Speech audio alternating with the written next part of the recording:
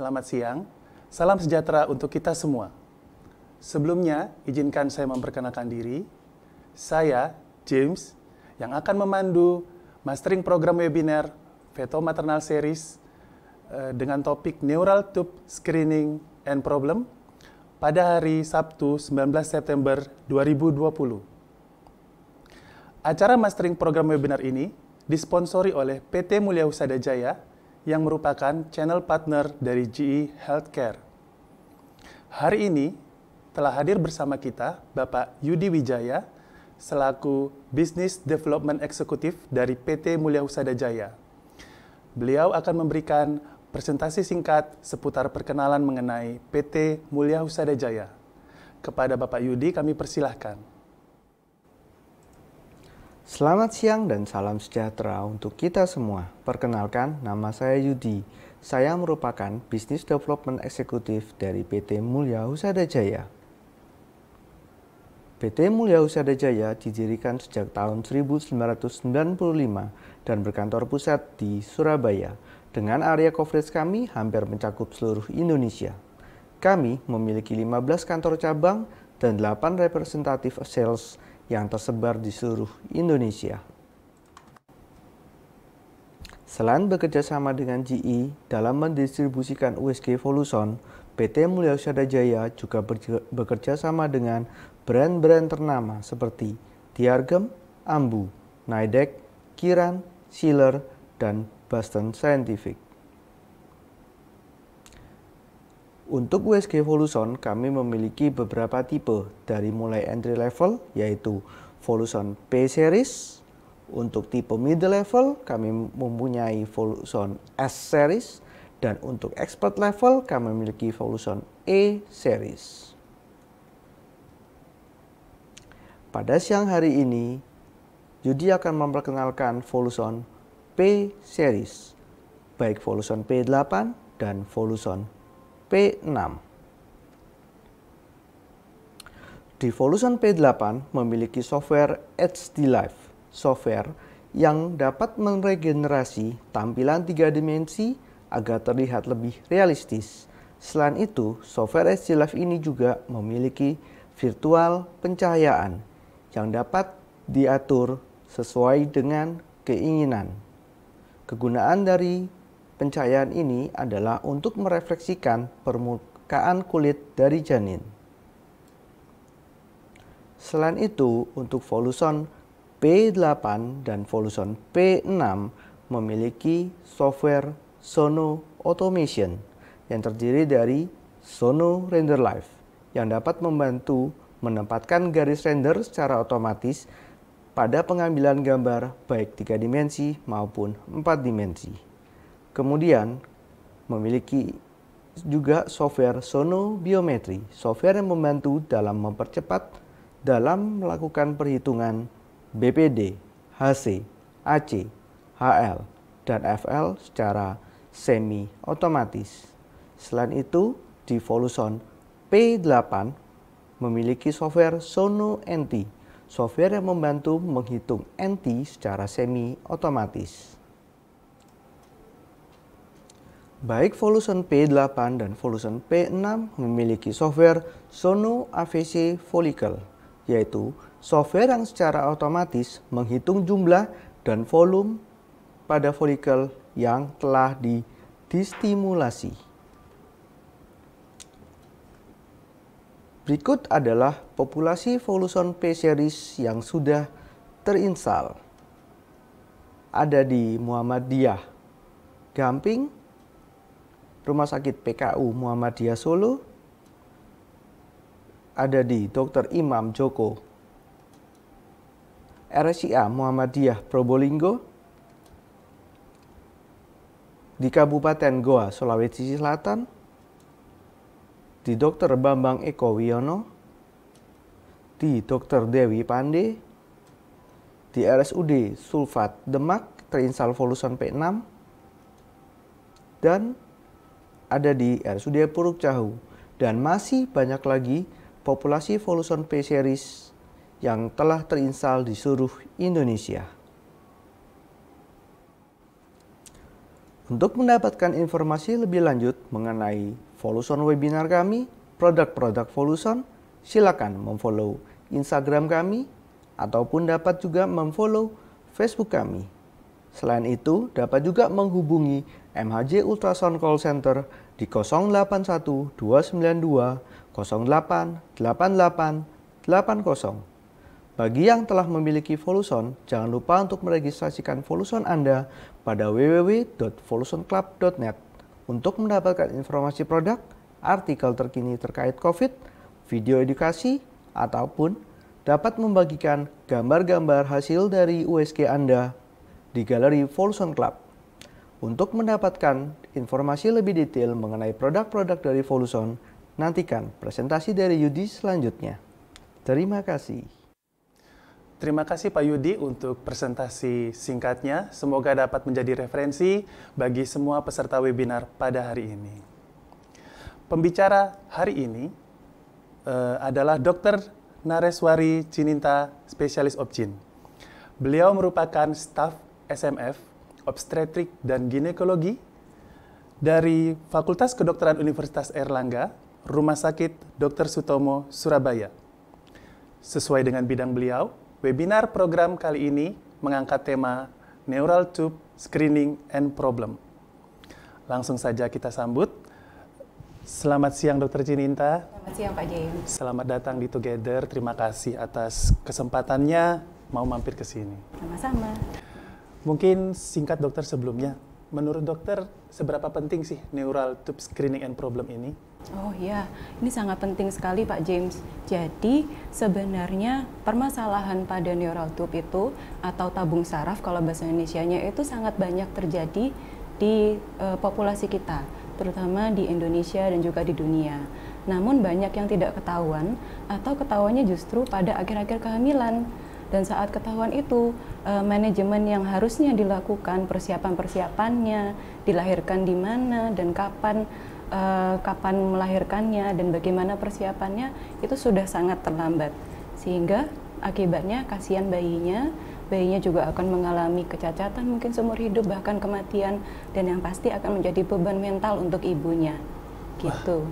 Berarti ini salah satu topik yang penting sekali untuk di Indonesia ini dokter ya? Ya, betul sekali. Jadi mungkin kita bisa langsung saja memberikan kesempatan kepada Dr. Cininta untuk memberikan pemaparannya seputar Neural Tube Screening and Problem. Silakan dokter. Ya, terima kasih. Assalamualaikum warahmatullahi wabarakatuh. Selamat siang kepada para sejawat yang kami hormati. Saat ini saya akan menyampaikan presentasi mengenai Neural Tube Screening yang saya yakin sebenarnya para sejawat sudah sangat menguasai. Saya hanya sekedar refreshing kembali. Ya, jadi birth defect atau kelainan kongenital ini cukup banyak terjadi di dunia kita, meliputi 6% dari kehamilan dan bahkan berkontribusi terhadap sekitar 3,3 juta kematian janin atau bayi per tahunnya. Di mana neural tube defect ini sendiri merupakan kelainan terbanyak kedua setelah kelainan jantung. Di Amerika sendiri, prevalensi kehamilan dengan neural tube defect itu adalah 1 dalam 1000 kelahiran hidup. Dan di Cina sebanyak 6 per 1000 kelahiran hidup. Dan sayangnya, karena saking tingginya angkanya, kadang-kadang kita tidak dapat mengetahui diagnosis awalnya. Karena 50% terjadi abortus sebelum kita dapat mendiagnosis, 25% terjadi stillborn, dan 25% lahir dengan hidup. Penyebab-penyebab neural tube defect atau kegagalan dari penutupan neural tube itu bermacam-macam. Antara lain adalah multifactorial inheritance, jadi bisa terkait dengan kelainan genetik dan juga kelainan kromosomal. Kemudian adanya paparan teratogen seperti zat-zat seperti asam valproic, kemudian adanya thalidomid, juga pemberian oral isotretinoin, dan juga disebabkan oleh peristiwa di intrauterine pada saat kehamilan, misalnya ada amniotic band sequence. Oleh karena itu, kita sebagai para SPOG wajib mengetahui gambaran normal dulu pada central nervous system, baru kita dapat mengetahui gambaran-gambaran abnormal. Karena sebenarnya 70% kelainan atau birth defect itu dapat diketahui dan dicegah sebelumnya. Sebelumnya, saya akan membicarakan sedikit mengenai embriologi secara singkat.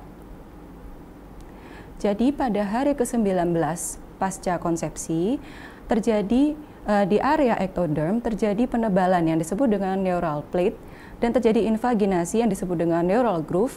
Kemudian dari kanan dan kiri terbentuk neural folds. Dari sana, dari kanan dan kiri akan terjadi fusi dari lateral ke medial membentuk neural tube. Di mana proses ini terjadi pada hari ke-19 hingga hari ke-21.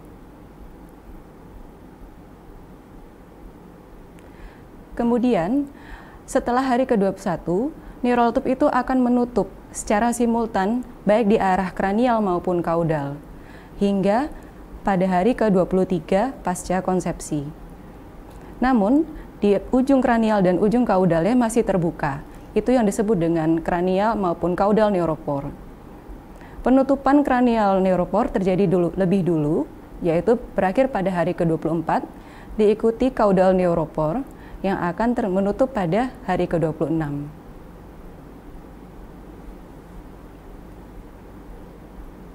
Neural tube closure sendiri secara lebih detail lagi, itu akan terbagi menjadi dua peristiwa, yaitu primary neuralization yang terjadi pada hari ke-23 hingga ke-26, di mana closure itu akan terjadi secara simultan di beberapa titik.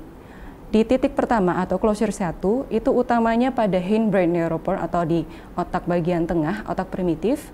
Kemudian closure dan bagian 2 dan closure ketiga terjadi di anterior neuropor. Kemudian setelah itu akan juga dilanjutkan dari kranial ke kaudal. Sehingga akan terbentuk neural tube defect, tabung neural tube seperti di kanan ini.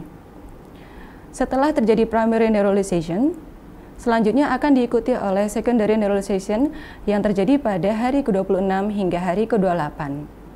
Permasalahan-permasalahan pada proses neuralisasi ini akan menyebabkan bermacam-macam kelainan.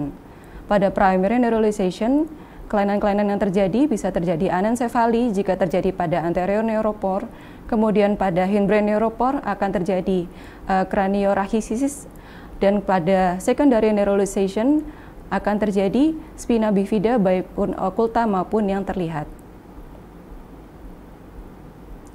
Selanjutnya, proses yang akan terjadi adalah cleavage dari prosencephalon. Prosencephalon ini adalah forebrain atau otak yang bagian sangat anterior.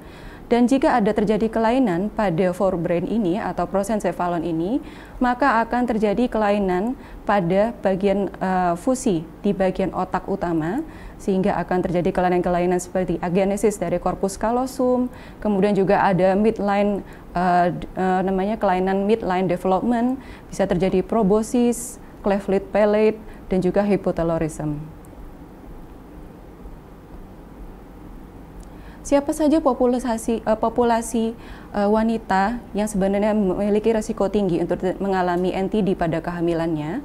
Jika kita bagi dari parameter ibu-ibu yang mengalami diabetes mellitus sebelum kehamilan dan tidak terkontrol, dan juga ibu-ibu yang mengkonsumsi asam valproat atau yang terpapar dengan asam valproat pada trimester 1 memiliki risiko tinggi mengalami NTD pada kehamilannya hingga 20 kalinya.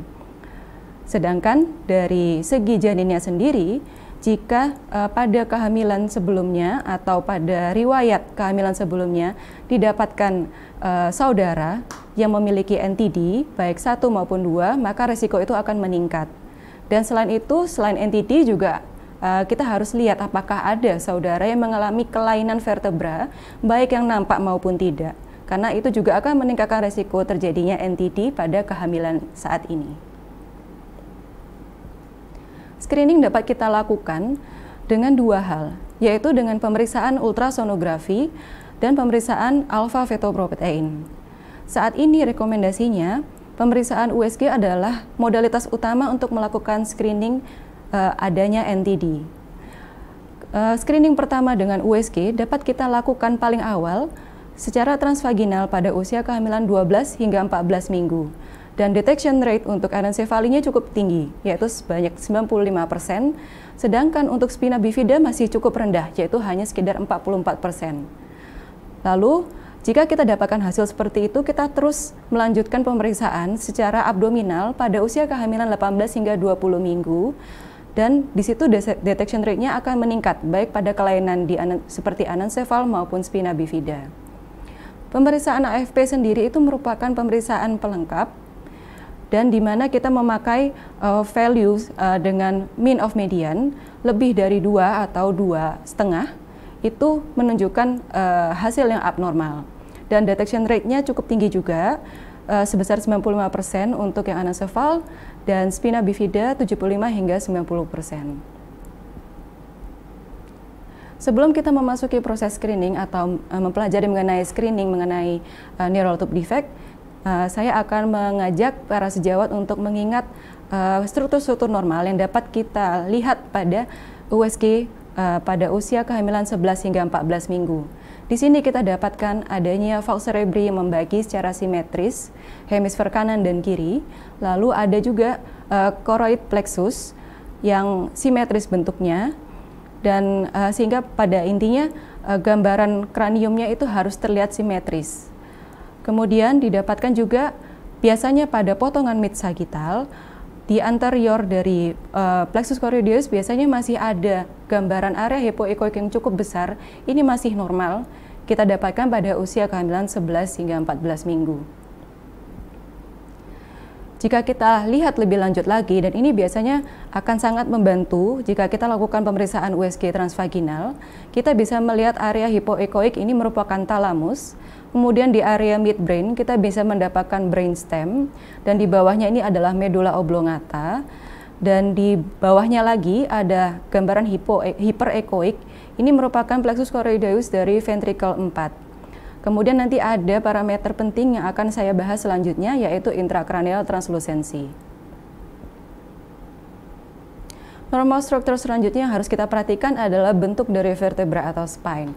Jadi normalnya adalah merupakan garis paralel, 2 garis paralel, tidak boleh tidak paralel atau ada defek di antaranya. Dan ini bisa kita visualisasi pada usia kehamilan 13 hingga 14 minggu, baik dari regio cervical, thoracal maupun lumbosakral. Jadi secara garis besar, NTD screening ini bisa kita lakukan sejak trimester pertama dan juga dilanjutkan pada trimester kedua. Pada trimester pertama kita dapat lakukan sekaligus pada saat pemeriksaan nuchal translucency. Ini adalah parameter-parameter yang khusus untuk melihat neural tube defect. Jadi ini kita melakukannya pada potongan mid sagittal, yaitu sekalian pada saat memeriksakan nuchal translucency. Ada 2 parameter, yaitu intracranial translucency dan juga BS/BSB ratio, yaitu brainstem occipital bone posterior ratio. Yang pertama, kita harus mengerti cara mengakuisisi potongan untuk menilai nuchal translucency dengan bagus. Jadi nuchal translucency sendiri ini adalah area hipoekoik di bawah dinding yang berada di belakang dari leher janin. Dan bersamaan dengan pemeriksaan beta-HCG, PEP-A, dan maternal age, ini juga bisa untuk menilai resiko seorang ibu itu akan mengalami kehamilan dengan janin yang mengalami trisomi 21 dan 18. Pemeriksaan ini dapat kita lakukan secara transvaginal maupun transabdominal dan dilakukan pada usia kehamilan 11 hingga 13 minggu pada saat CRL sepanjang 4,5 hingga 8,4 mm. Adapun syarat-syarat untuk akuisisi yang baik, yaitu kita lakukan zoom in atau magnifikasi dari potongan mid sagittal dengan janin pada posisi netral, kemudian harus terlihat adanya nasal tip, kemudian juga adanya amnion. Jadi amnionnya ini pada usia sekian masih belum fusi, amniotic membrannya, jadi akan terlihat batas yang jelas antara skin dari fetal neck dengan amnionnya sendiri, dengan amnion membran maksud saya. Dan juga kita pada saat melakukan pengukuran, kalipernya ini kita lakukan pemeriksaan di inner aspeknya. Jadi inner to inner, dan tegak lurus pada aksis dari janinnya sendiri, dan kita lakukan pada area yang paling lebar, bukan area yang sempit. Nah, pada potongan nuchal translucency tadi, kita akan menilai juga intracranial translucency. Jadi intracranial translucency ini adalah area hipoechoic yang berada di ventricle 4 dan bisa didapatkan pada potongan mid sagittal.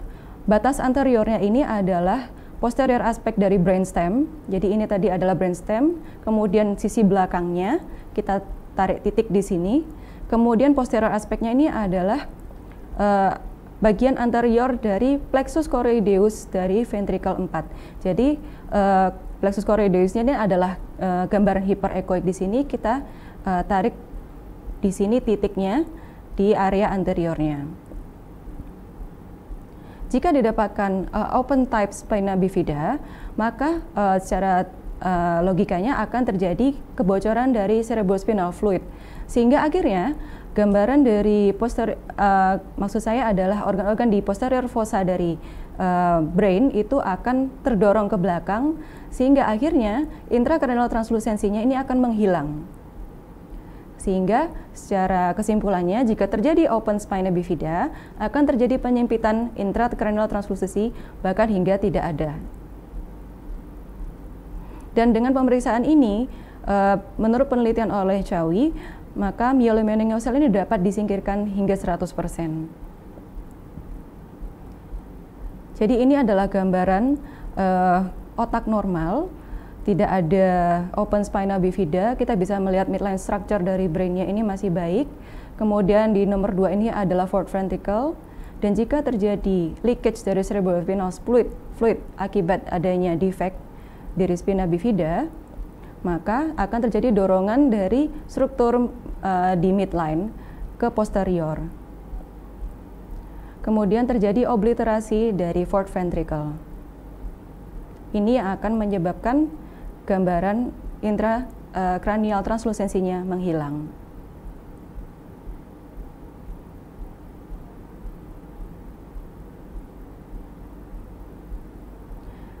Parameter selanjutnya akan saya bahas adalah BS-BSOB ratio atau brainstem to brainstem occipital bone ratio. Ini juga terkait dengan adanya kebocoran dari cerebrospinal fluid dan juga adanya pergeseran ke belakang dari brainstem. Yang kita nilai adalah tebal dari brainstemnya. Jadi tadi di sini ada gambaran hypoechoic, yaitu berupa brainstem. Kemudian kita bandingkan dengan tepi anterior dari brainstem, kemudian kita tarik garis lurus ke occipital bone, kemudian kita bandingkan antara tebal brainstem dengan jarak antara tepi anterior brainstem dengan occipital bone. Pada gambaran normal itu nilai rasionya kurang dari 1, kurang atau sama dengan 1, dan pada spina bifida didapatkan peningkatan. Tentu ini karena diakibatkan ukuran brainstem yang kesannya melebar jika dibandingkan dengan ukuran dari jarak antara brainstem dengan occipital bone. Ini adalah gambaran normal. Jadi kita melihat ada 2 parameter di sini. Yang parameter 1 ini adalah diameter dari brainstem, parameter kedua ini adalah diameter dari brainstem to occipital bone. Dan jika terjadi leakage, tentu akan terjadi displacement dari brainstem ke caudo posterior, maka jarak atau parameter 1 tadi itu akan melebar, sementara jarak pada parameter kedua, yaitu pada titik B dan C ini akan menyempit.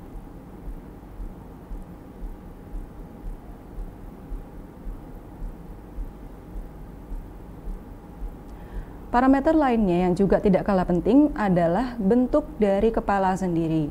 Jadi, jika terjadi kegagalan pada fusi atau penutupan, terutama pada neuropor anterior, maka akan terjadi defek-defek baik pada aspek kranial, yaitu pada cerebral, kemudian pada aspek ke arah posteriornya, yaitu pada area spinal, atau bisa juga terjadi dua-duanya.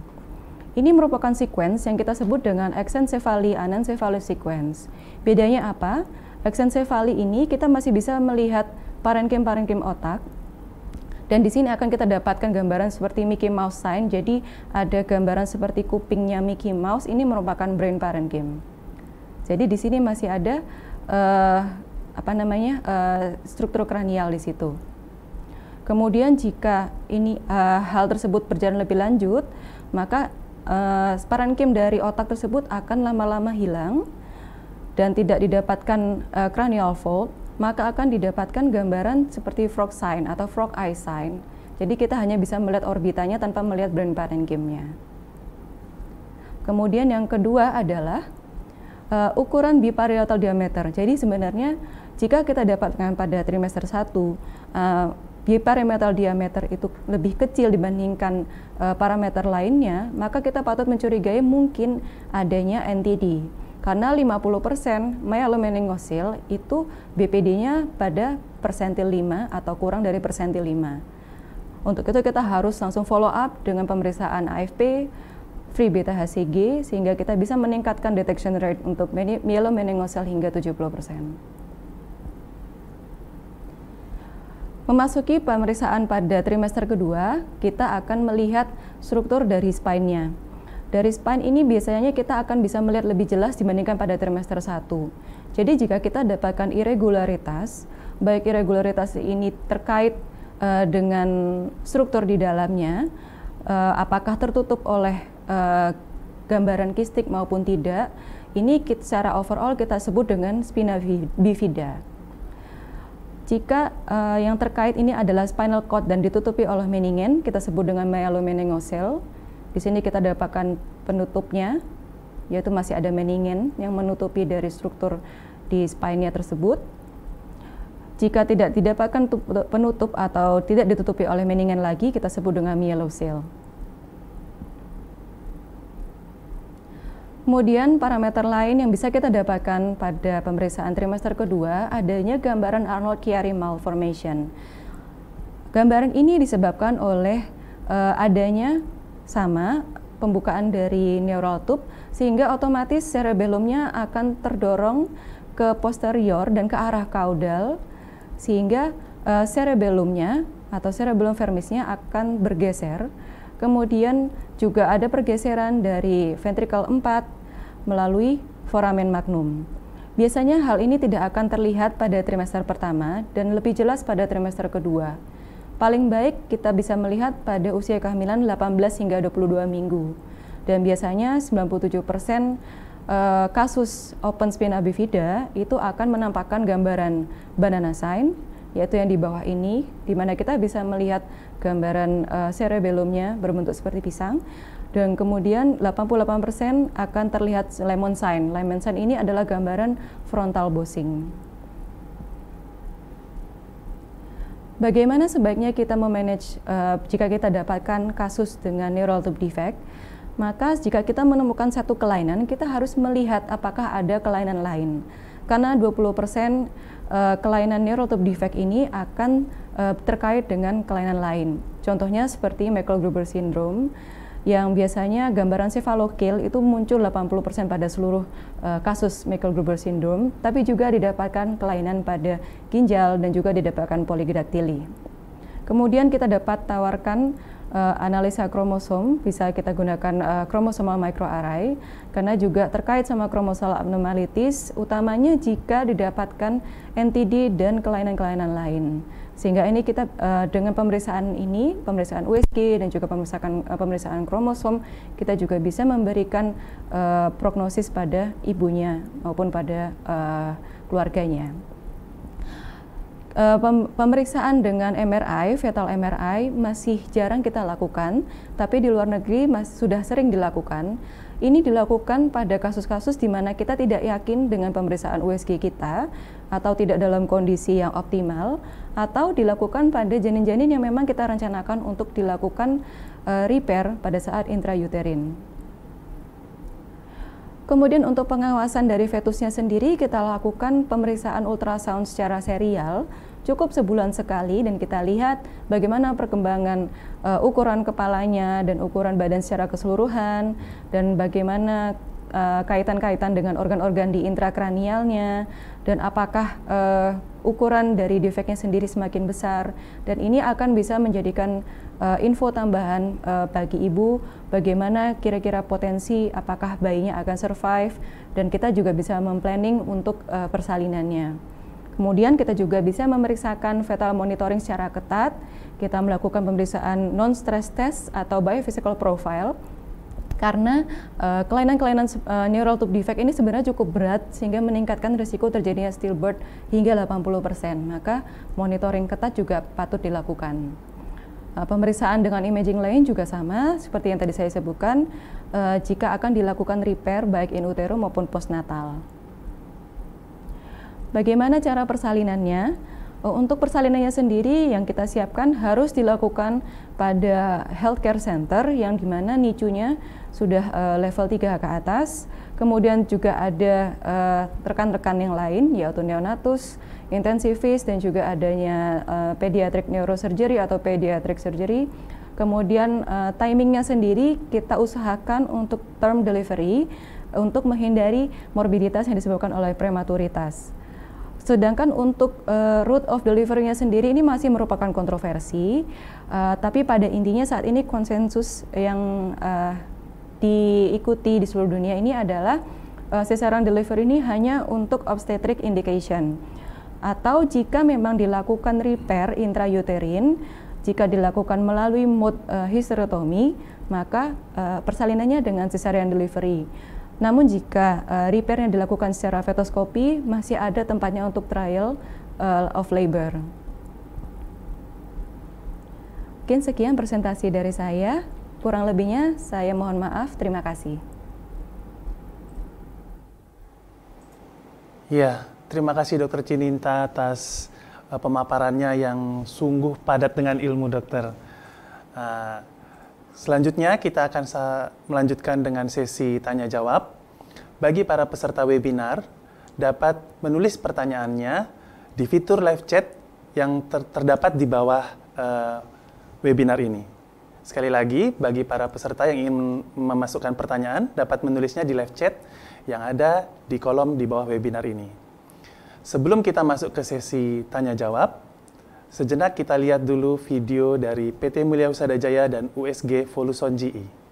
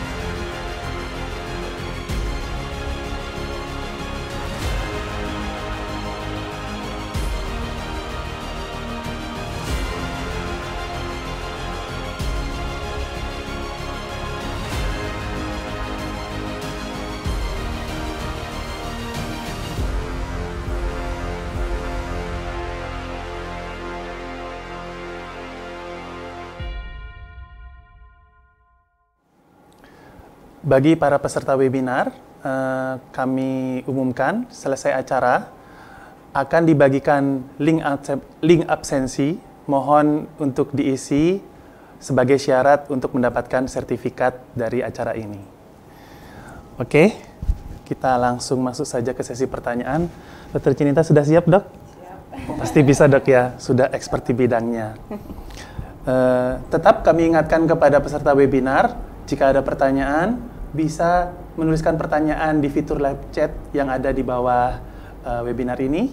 Nanti tim kami akan mengumpulkan dan akan memberikan kepada kami. Yang pertama, dokter, pertanyaannya itu berapa persenkah kemungkinan adanya kelainan kromosom jika didapatkan gambaran NTD?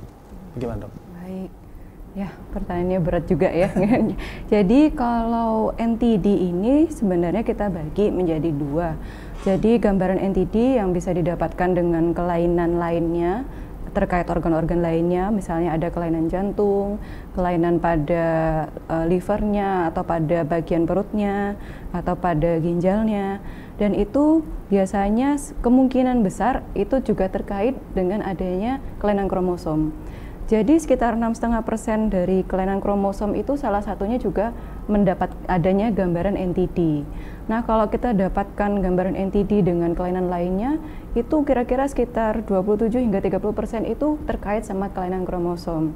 Nah, tapi kalau misalnya cuma NTD yang cuma satu jenis saja, misalnya cuma kelainan di kepala saja atau di tulang belakang, itu mungkin memang murni NTD murni, atau juga bisa juga terkait dengan kelainan kromosom, tapi persentasenya hanya kecil sekali. Jadi jika memang NTD-nya terkait sama organ lain, kemungkinan besar 30% itu adalah kelainan kromosom. Jadi harus eksplorasi ya. Lagi, iya, ya, betul. NTD tipe apa? Iya. Baik, dokter, terima kasih. Kemudian pertanyaan selanjutnya, apa saja kemungkinan penyebab kadar AFP meningkat, dokter? Oke, jadi AFP itu adalah alfa-fetoprotein. Jadi alfa-fetoprotein sendiri itu dia disekresi atau dihasilkan oleh livernya janin atau fetal liver utamanya. Kemudian akan dikeluarkan melalui ginjalnya janin dan dikeluarkan melalui urin, kemudian ke cairan amnion atau cairan ketubannya. Nah, kemungkinan terjadinya peningkatan AFP itu yang pertama memang adanya neural tube defect, karena dengan neural tube defect itu jadi terpapar yang tadi dihasilkan oleh liver, kemudian juga didistribusikan ke seluruh tubuh, kemudian dia dikeluarkan secara berlebihan karena ada istilahnya defek di tempat lain yang harusnya cuma keluar melalui urin, dia keluar dari tempat lain, bisa melalui defek atau kelainan pada kepala, pada pada spine atau pada tulang punggung, namun juga terkait dengan kelainan yang lain. Misalnya kalau ada kelainan pada perut, misalnya ada defek pada perut terkait dengan amfalokel atau gastrosisis, karena tadi dia dihasilkan oleh liver, maka livernya langsung terekspos ke luar, ke amnion, maka juga terjadi peningkatan AFP. Kemungkinan yang berikutnya adanya mungkin kelainan kehamilan kembar. Jadi bukan kelainan, melainkan adanya kehamilan kembar yang tidak terdeteksi. Itu juga bisa meningkatkan kadar dari AFP, baik dari maternal serum maupun pada di cairan ketubannya, gitu. Ya, terima kasih dokter buat pertanyaan kedua. Selanjutnya ini ada pertanyaan dari Dr. Rahmawati SPOG. Pada kasus anencefalo yang ditemukan aterm, terminasinya apakah bisa per vaginam? Bagaimana, dokter? Ya, baik. Kembali lagi, manajemen pada NTD untuk metode persalinannya, konsensus yang sudah disetujui secara internasional untuk mode of delivery-nya tetap berdasarkan indikasi obstetrik. Jadi misalnya ternyata bayi tersebut letak sungsang atau didapatkan kontraindikasi untuk persalinan per vagina, misalnya ibunya memiliki riwayat sesar sebelumnya atau riwayat perlukaan pada rahim sebelumnya oleh karena operasi yang lain, misalnya dengan miomektomi, atau adanya plasenta previa, maka baru dengan adanya indikasi-indikasi yang tersebut, baru kita pikirkan cesarean delivery. Tapi jika tidak didapatkan kontraindikasi pada suatu kasus kehamilan dengan anencefal, maka diusahakan persalinannya tetap per vaginam. Metode-metode yang dilakukan memang tetap mengikuti metode yang induksi persalinan yang kita ketahui sebelumnya, bisa menggunakan prostaglandin, bisa menggunakan secara mekanik, mungkin dengan stripping of the membrane, atau memecahkan selaput amnionnya, atau menggunakan metode mekanik lainnya, misalnya dengan bandul kateter. Tapi memang para sejawat harus lebih sabar dengan metode induksi ini karena memang space yang dibutuhkan untuk mendorong pembukaan atau induksi adanya pembukaan itu kan seharusnya ada diameter biparietal yang normal, namun kita dapatkan diameter yang kecil karena adanya anencefal, maka biasanya prosesnya akan lebih lama. Dan itu penting kita KIE pada ibunya untuk bersabar, dan juga kita monitor adanya tanda-tanda infeksi pada ibunya, misalnya terjadi persalinan yang lama, ibunya didapatkan demam atau didapatkan nadi ibu yang meningkat, maka itu baru kita switch ke metode persalinan yang lain karena kita didapatkan tanda-tanda kegawatan pada ibu, seperti itu. Selanjutnya, masih banyak dok pertanyaan dok. Dari Dr. Oktri, bagaimana tips dan trik kita dalam mengukur NTD yang benar pada pasien yang obesitas AMT di atas 30? Silakan dokter. Ya, baik. Jadi memang obesity ini memang merupakan salah satu permasalahan yang internasional ya, tidak hanya di negara-negara yang maju, tapi juga negara-negara yang berkembang seperti kita. Jadi kalau misalnya teman sejawat menemukan kasus obesitas, sementara kita ingin melakukan screening mendalam, maka alangkah lebih baiknya kalau kita memang melakukan pemeriksaan benar-benar pada trimester awal, yaitu pada usia 11-13 minggu, dan bisa dibantu dengan mode dari transvaginal. Jadi keuntungan dari pemeriksaan transvaginal sonografi ini sendiri pada trimester 1, jadi memang didapatkan jarak yang cukup sedikit atau jarak yang cukup dekat antara ujung probe dengan organ yang mau kita evaluasi, yaitu uterus dan janin itu sendiri. Sedangkan kalau kita melalui transabdominal, tentu kita akan menghadapi tantangan atau gangguan dari tebalnya lemak dari ibu tersebut. Maka saran saya yang sebaiknya pada kasus-kasus pada obesitas untuk pemeriksaan screeningnya bisa dilakukan secara transvaginal, dan ini tidak hanya melulu menutup untuk pemeriksaan neurotub, kita juga bisa melakukan pemeriksaan kardiak bahkan melalui pemeriksaan transvaginal sonografi. Apakah ada kemungkinan lain yang menyebabkan rasio BS-BSOB meningkat? Wah, ini rasio yang baru diomongin ya. Iya, betul sekali. Jadi memang kalau rasio BS-BSOB ini khusus sebenarnya untuk pemeriksaan mengecek kemungkinan adanya neural tube defect, utamanya yang tipe open spina bifida.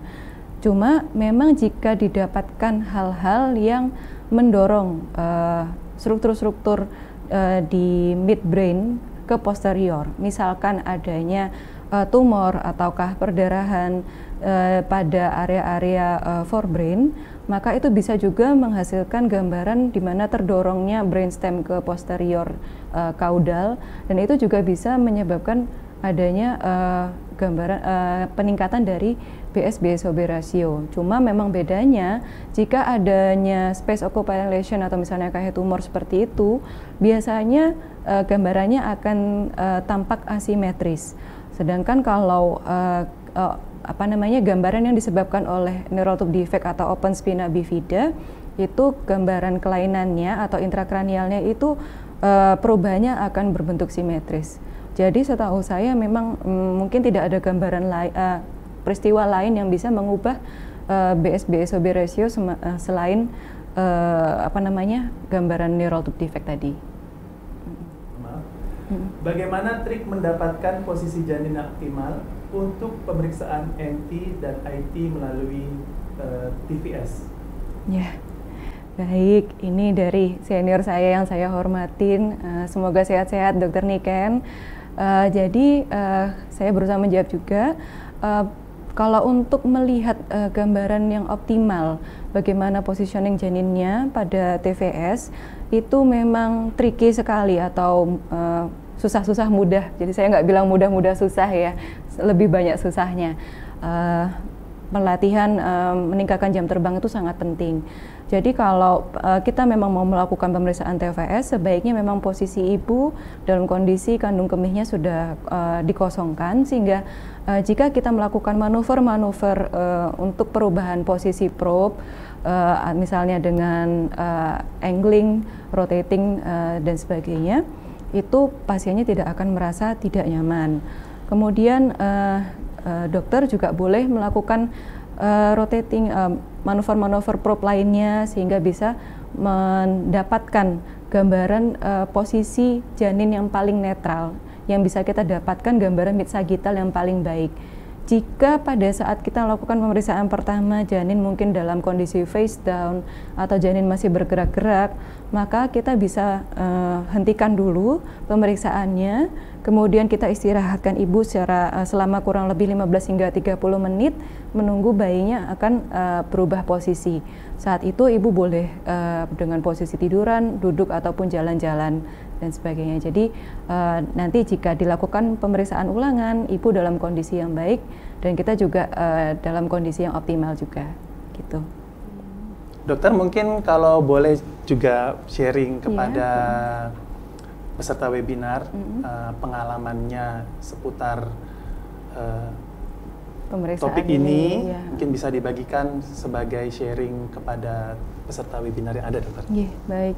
Jadi mungkin saya hanya cuma bisa membicarakan pengalaman yang saya dapatkan selama bekerja di Rumah Sakit Dr. Sutomo ya. Jadi kalau kelainan-kelainan yang terkait sama neural tube defect ini memang kebanyakan saat sama ini kami dapatkan justru pada trimester 2 atau 3. Jadi memang agak terlambat ya Pak James itu, jadi sayang sekali. Namun alhamdulillah pada beberapa kasus-kasus seperti myelocele, myelomeningocele itu dapat ditangani secara optimal karena memang di Rumah Sakit Dr. Sutomo itu kita maksudnya menangani kasus-kasus seperti ini itu secara multidisiplin. Jadi kita juga melakukan pemeriksaan kehamilan, bagaimana kondisi janinnya, kemudian kita juga diskusi dengan teman sejawat dari departemen lain, misalnya dari bedah saraf, bagian anak, juga bagian anestesi untuk persiapan kelahirannya. Nah, kira-kira kalau yang kasus-kasus NTD yang seperti myelocele, myelomeningocele, myelocele itu dengan segala spektrumnya itu kurang lebih sekitar 30 hingga 40% dari total persalinan di Rumah Sakit Dr. Sutomo, dan itu sebenarnya cukup tinggi ya, karena yang kita sayangkan sebenarnya kasus NTD ini sangat mudah dicegah, yaitu dengan pemberian asam folat. Jadi memang NTD ini kan memang penyebab utamanya itu adalah defisiensi dari asam folat. Sedangkan kebanyakan orang-orang baru mempersiapkan kehamilan itu dan memberikan atau mengkonsumsi suplemen asam folat justru pada saat sudah hamil atau mengetahui kalau sudah hamil agak besar. Sedangkan kalau untuk mencegah NTD sendiri itu bisa kita lakukan persiapan sekitar 3-6 bulan sebelum kehamilan. Itu seorang ibu atau calon ibu itu bisa mengkonsumsi asam folat minimal 400 mikrogram sehari, maksimal sampai 1 atau 4 miligram sehari tergantung dari ibunya sendiri. Misalnya kalau ibunya dengan berat badan yang berlebih, ya itu boleh minum yang dosis tinggi. Atau ibunya dengan riwayat kehamilan sebelumnya juga dengan janin, dengan kelainan, terutama dengan kelainan NTD tadi, maka dia harus konsumsi yang cukup tinggi dan benar-benar mempersiapkan kehamilannya. Gitu. Jadi asam folat tidak hanya dikonsumsi saat hamil, tapi sebelumnya juga masih bisa dengan dosis yang tepat tentunya, dokter. Betul sekali. Ya, sekali lagi kami ingatkan kepada peserta webinar, jika ada pertanyaan dapat mencantumkan pertanyaan itu di bawah kolom live chat yang terdapat di bawah webinar ini. Selanjutnya dokter, ada pertanyaan dari dokter Ami. Ya. Pertanyaan seperti ini. Bila sudah teridentifikasi NTD dengan poor prognosis, bolehkah dilakukan termination of pregnancy atau TOP jika pasien dan keluarga menghendaki TOP? Jika ya, di umur kehamilan berapa? Baik, terima kasih Dokter Ami atas pertanyaannya. Jadi memang NTD ini untuk prognosisnya itu kita harus melihat adanya kelainan-kelainan pada organ lain. Jika seorang dokter kandungan atau SPOK bisa menetapkan prognosisnya dan sudah menentukan itu prognosisnya kurang baik atau debioat malam, biasanya memang ada terkait dengan kelainan yang lain. Nah, kalau di negara kita termination of pregnancy ini harus dalam kaidah hukum juga. Jadi kita harus mematuhi kaidah hukum dengan maksimal kita bisa melakukan pengakhiran kehamilan itu di bawah 20 minggu. Jadi dengan asumsi sebelum 20 minggu itu janin itu memang benar-benar jika dilahirkan dia tidak bisa hidup di luar kandungan atau tidak viable. Sedangkan di atas 20 minggu itu masih ada chance walaupun minimal, walaupun sedikit janin tersebut bisa survive di luar rahim. Maka untuk itu kita harus berdiskusi, tadi juga multidisiplin, jika memang janin ini prognosisnya kurang baik, selain dengan teman-teman sejawat dari departemen lain yang mungkin bisa membantu, tapi juga kita mengajak biasanya bagian etik dan mediko-legal dari rumah sakit. Jadi beliau-beliau dari bagian mediko-legal itu biasanya akan memberikan insight atau masukan-masukan menganalisis kasus ini sekiranya memang layak untuk diakhiri kehamilannya dan sudah memenuhi syaratnya dan tetap berdasarkan undang-undang di Indonesia maksimal 20 minggu untuk dapat dilakukan terminasi kehamilan sesuai dengan indikasi medis, baik terkait dengan kondisi ibu maupun kondisi janin, begitu. Ya, terima kasih dokter. Tampaknya antusiasme peserta webinar cukup tinggi, namun kita masih terbatas oleh waktu. Mungkin nanti jika ada pertanyaan bisa menghubungi panitia atau ke dokter Cininta langsung. Ya, tak lupa tetap kami ingatkan untuk mengisi link absensi sebagai syarat untuk mendapatkan sertifikat bagi peserta webinar. Dokter, terima kasih. Tak terasa sudah waktunya. Terima kasih sudah mau mengisi dengan materi yang sangat menarik dan pastinya sangat bermanfaat bagi semua peserta webinar hari ini. Saya selaku perwakilan PT Mulia Husada Jaya, saya James selaku perwakilan PT Mulia Husada Jaya dan segenap tim penyelenggara dari Together, kami mohon undur pamit. Kami mohon maaf jika ada kesalahan selama pelaksanaan webinar ini. Terima kasih dan sampai jumpa di event berikutnya. Tetap jaga kesehatan. Assalamualaikum warahmatullahi wabarakatuh. Selamat siang dan salam sejahtera buat kita semua.